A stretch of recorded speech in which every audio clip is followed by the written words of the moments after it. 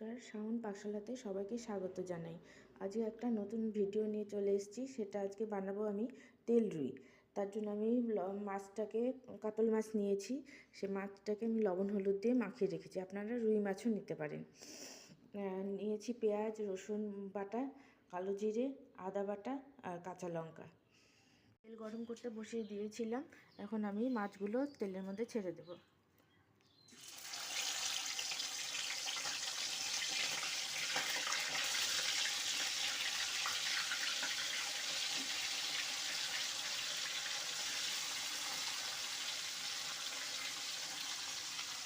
মাছগুলো ভাজা হয়ে গেছে। এখন আমি মাছগুলো তুলে নেব।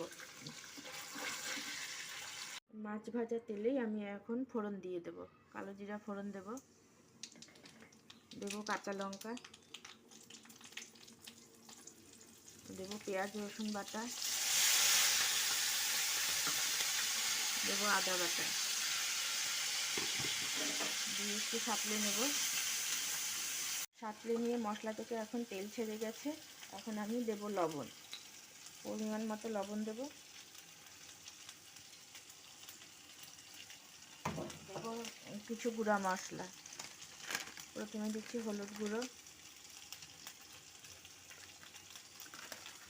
দিচ্ছি ধনের গুঁড়ো,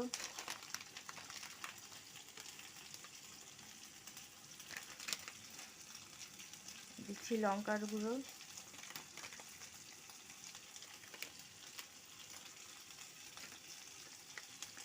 দিচ্ছি জিরার গুঁড়ো দিয়ে এখন ভালো করে সাঁতলে নেব।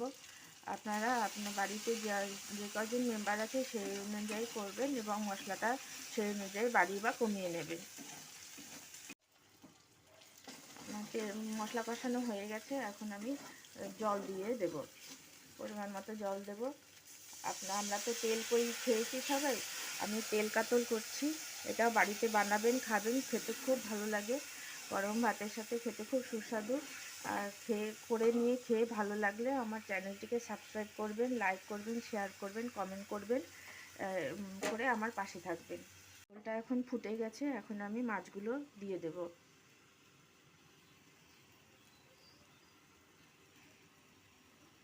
আমার রান্নাটা হয়ে গেছে, আমি গ্যাস বন্ধ করে দিচ্ছি। এখন নামিয়ে সার্ভ করব।